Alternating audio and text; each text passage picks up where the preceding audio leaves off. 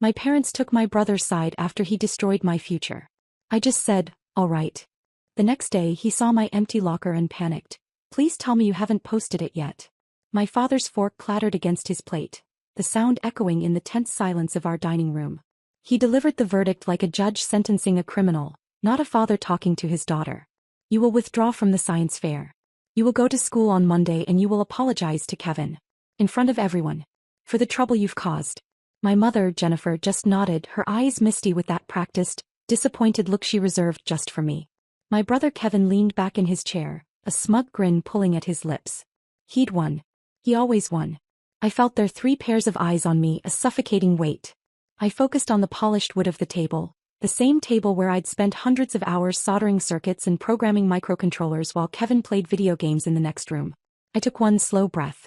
I kept my voice perfectly level, completely devoid of the rage that was burning a hole in my chest. All right. Kevin's smirk flickered. My mother blinked, confused. My father opened his mouth, a whole pre-rehearsed lecture ready to spill out, but he stopped, the words dying on his lips. They expected a fight. Tears. Pleading. They didn't expect compliance. I pushed my chair back from the table, the legs scraping against the hardwood floor. I walked up the stairs without another word and closed my bedroom door with a soft click that felt louder than a slam. Inside, the chaos was a physical thing. My project, the culmination of a year of work, was a mangled heap of wires and shattered solar panels on my floor. It wasn't just a project. It was my ticket out, a full scholarship to a top engineering program. And in the middle of the wreckage, its glass face cracked and needle bent, was my grandfather's old voltmeter. The one he'd used to build radios during the war. The one he gave me before he passed, telling me to build a better world. Kevin had known exactly what he was breaking. He hadn't just destroyed a machine, he'd targeted a memory, a legacy. He wanted to make sure there was nothing left of me to salvage. That's when the roaring in my head stopped and a cold, quiet clarity took its place. I wasn't going to salvage anything. I was going to rebuild from the ground up, starting with burning this entire house down, metaphorically speaking. The fight wasn't over. It had just begun, and they didn't even know they were on the battlefield yet. This was not a surrender. This was a declaration of war. I gave them one last chance to do the right thing. The next morning, I walked into the kitchen and placed my phone on the granite countertop. I'd set it up on my bookshelf the night before, a tiny spy camera that saw everything. I pressed play. The video was crystal clear. Kevin creeping into my room, his face a mask of jealousy. The sound of him ripping apart the delicate framework of my automated drone. The deliberate, sickening crunch as he stomped on the solar array. And then the final act of cruelty, picking up my grandfather's voltmeter and slamming it against the edge of my desk. He'd looked right at the camera, a sneer on his face, and whispered, "Let's see you win now." The video ended. My mother just stared at the blank screen, her hand fluttering to her throat. My father didn't even flinch. He picked up his coffee mug and took a long, slow sip. "Image is everything, Samantha. You know that." His voice was cold, detached, like he was discussing a quarterly report. "What does it look like if our son, a captain of the football team, is accused of this?" "It looks like the truth," I said, my own voice sounding foreign to me. He scoffed. "It looks like a bitter, jealous sister trying to tear down her successful brother. Kevin is a leader. He has a reputation. Have a hobby. A hobby that was about to pay for my entire college education," I shot back. "And that's the real problem, isn't it? That I was getting out and he wasn't." My mother finally spoke, her voice trembling. "Your father is right. This would destroy Kevin's chances at a sports scholarship. We have to think of the family. You're the older sister. You need to protect him." I felt something inside me snap, a final wire breaking under too much strain. Protect him? He's the one who needs to be protected from his own actions. My father stood up, his chair scraping loudly. "That's enough. Your decision is made for you. You are not to leave this house. You are not to go to school, you are not to go to the STEM lab, and you are not to contact anyone. You will stay in your room until you are ready to do as you're told and fix the damage you have caused." He wasn't just siding with Kevin. He was imprisoning me. They were locking me in a cage to protect the person who had shattered my future. They thought they were taking away my power. They had no idea they had just handed me the key. The walls of my bedroom were my prison, but they were also my war room. I had everything I needed. I was cut off, isolated. For 2 days, the silence in the house was a weapon they used against me. They thought time and loneliness would break me down. They underestimated my resolve. On the 3rd day, a notification popped up on my phone from an unknown number. It was a single line of text. "STEM lab. Back door. 10 minutes. It was from Melissa Peterson, the head of the school's STEM department. A woman who had mentored me for 4 years. a fierce advocate who saw the spark in me from day one. I slipped out of the house like a ghost, my heart pounding with a mix of fear and adrenaline. The lab was dark and quiet, smelling of solder and ozone. Melissa was waiting by the main workbench, her arms crossed, a grim look on her face. I saw the security footage from the hallway outside your room, Sam, she said, her voice low but intense. The school installed them after the break-ins last semester. She turned her laptop around.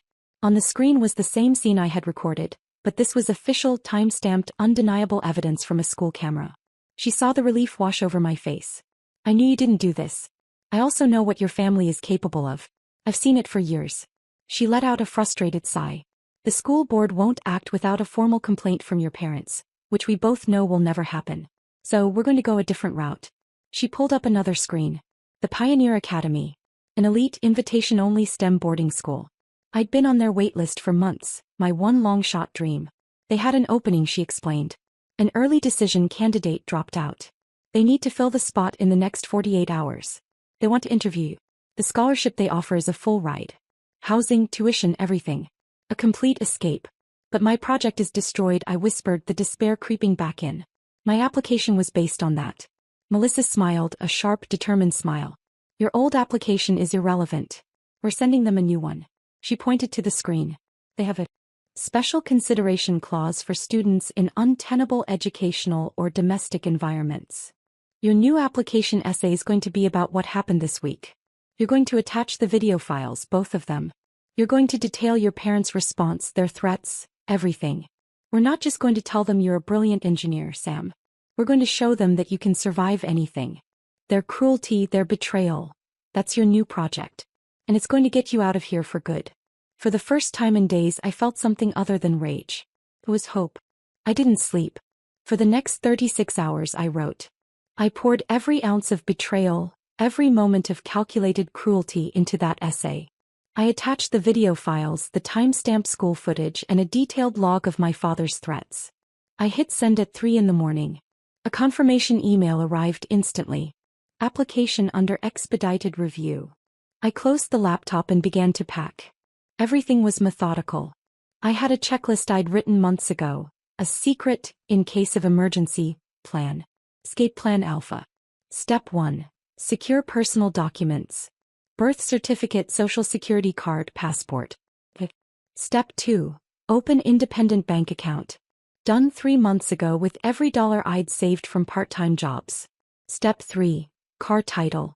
Transferred into my name on my 18th birthday. The list went on. Every possible cord they could cut, I had already severed myself. The next morning, the quiet of the house was broken by a knock on my door. It was Kevin. He still had that smug look on his face, the one that said he was just checking in to see if I'd broken yet. He pushed the door open without waiting. And then he froze. He stared at my empty closet where only a few wire hangers remained. He looked at the 2 large suitcases, zipped and standing by the door like soldiers awaiting orders. His eyes darted to my desk where my Escape Plan Alpha checklist was taped to the wall, every single item neatly checked off. The smirk vanished from his face, replaced by a wave of confusion, then dawning horror. What did you do? He stammered. I didn't answer. I just watched the reality of the situation crash down on him. He saw my laptop open on the bed. He lunged for it, his hands shaking.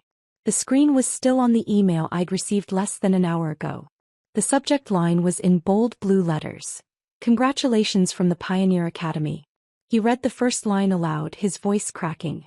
We are pleased to offer you a full 4-year merit scholarship. His face went white as a sheet.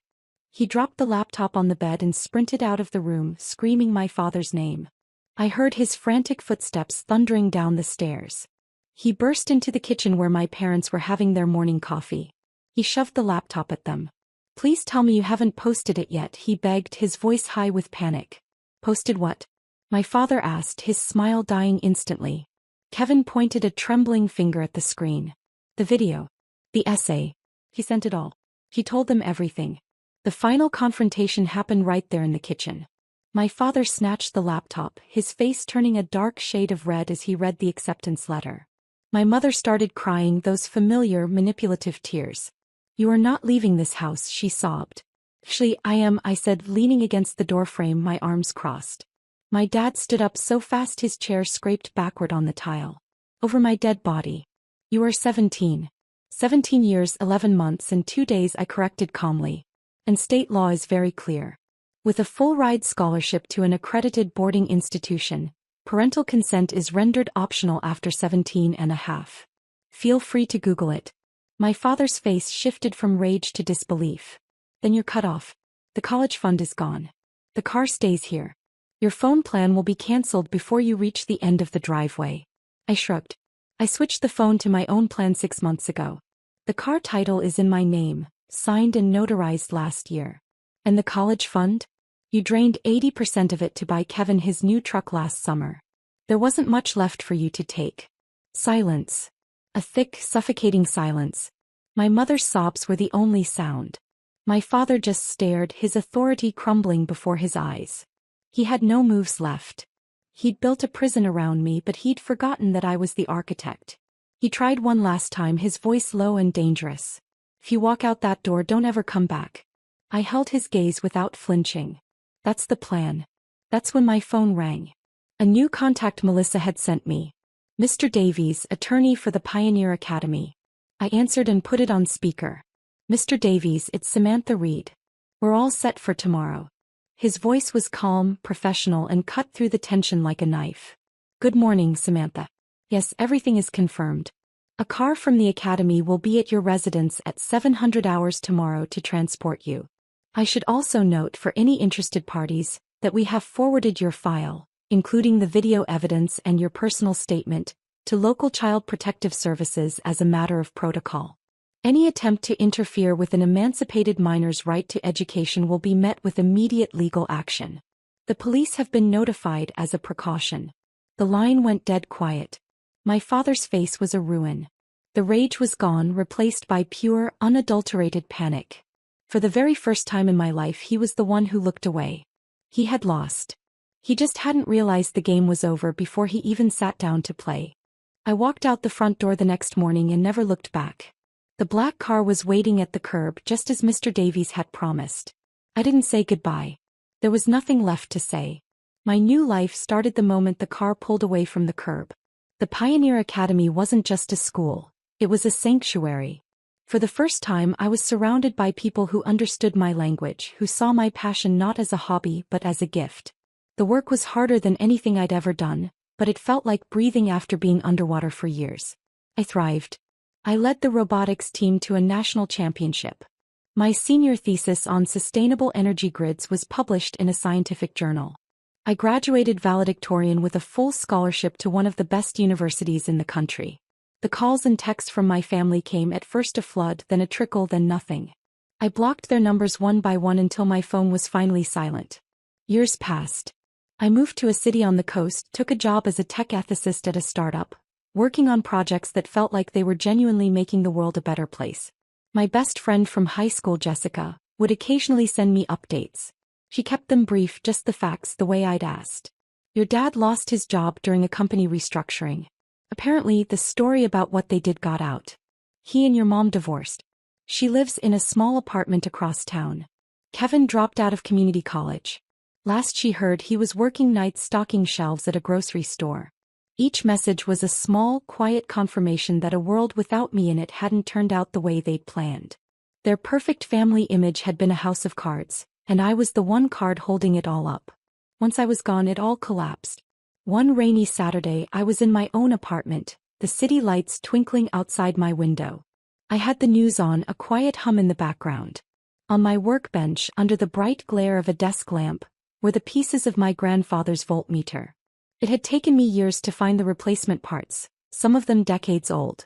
With a steady hand and a pair of fine-tipped tweezers, I set the last tiny gear in place. I polished the glass, carefully reattached the needle. I connected it to a small battery and the needle jumped, perfectly calibrated. It was whole again. I hadn't just escaped. I had rebuilt. I had taken the broken pieces of my past and engineered a future they could never touch. The peace I felt in that moment was something I had built myself, circuit by circuit, boundary by boundary. And it was unbreakable.